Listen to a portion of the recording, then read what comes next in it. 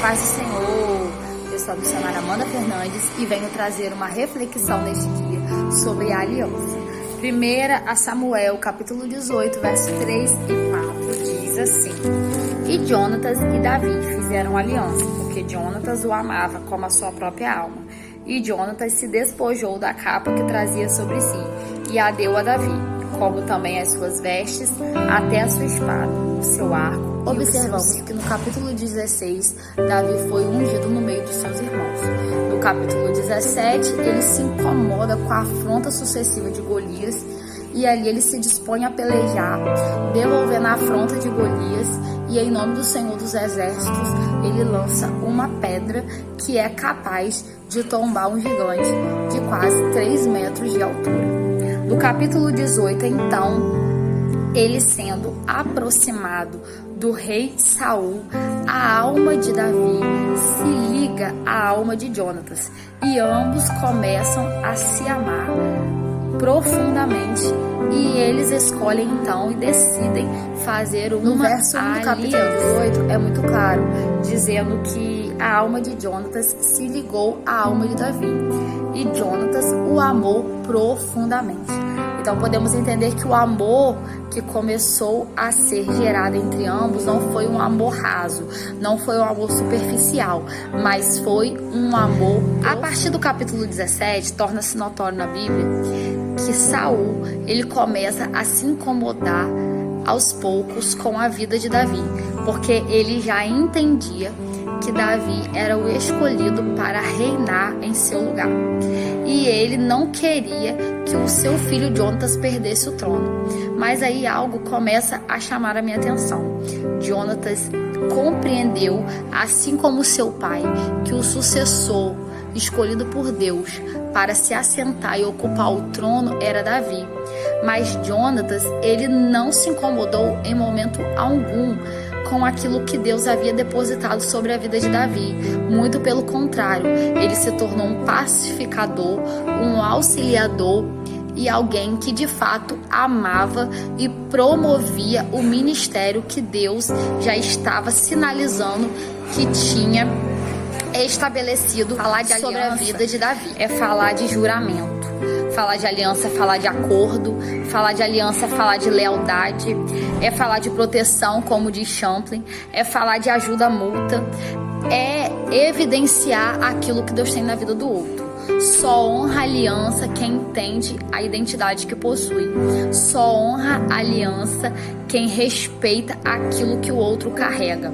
Humanamente falando, o trono deveria ser de Jonatas, mas Jonatas respeitava aquilo que Davi carregava e entendia que o sucessor do trono não seria ele, mas Davi. E ele, em momento algum, ele se opõe a isso, muito pelo contrário. Ele entendia aquilo que Deus havia estabelecido sobre a vida de Davi e estava pronto a amá-lo e a aceitar aquilo que Deus havia depositado sobre a vida de Davi, ainda que contrariasse a lógica humana. E é esse tipo de aliança que o Senhor me despertou nesta tarde, para que nós venhamos a viver no meio do povo de Deus. É uma aliança que aplaude, celebra, se alegra, auxilia, promove aquilo que o outro carrega, ainda que humanamente falando isso possa colocar em risco aquilo que o meio, o cenário físico aponta que é para nós.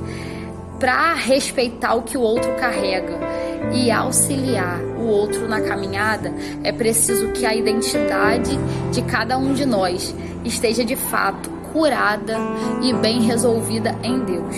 Enquanto Saul está ficando perturbado por demônios e fazendo tudo errado para impedir a trajetória do escolhido, Jonatas não. Jonatas entendia que ele poderia ser auxiliador no trono, mas que o trono não seria dele e estava tudo bem. Então eu venho liberar sobre a tua vida nesta tarde um tempo de alianças profundas. Um tempo que não vai importar se você vai ser Davi ou se você vai ser Jonatas. Mas o importante é honrar, respeitar e colaborar para que o propósito de Deus se cumpra. Nós observamos no capítulo 18, Jonatas entregando a Davi objetos de valor e objetos utilizados na batalha. Por quê? Porque quando uma aliança era formada na cultura, objetos eram trocados a fim de reafirmar esta aliança. Então nós observamos venho liberar sobre a tua vida um tempo de alianças profundas, alianças semelhantes à estabelecida entre Davi e Jonatas. Um tempo onde o teu crescimento não vai incomodar a quem anda contigo. Um tempo onde acordos serão honrados mesmo depois da morte.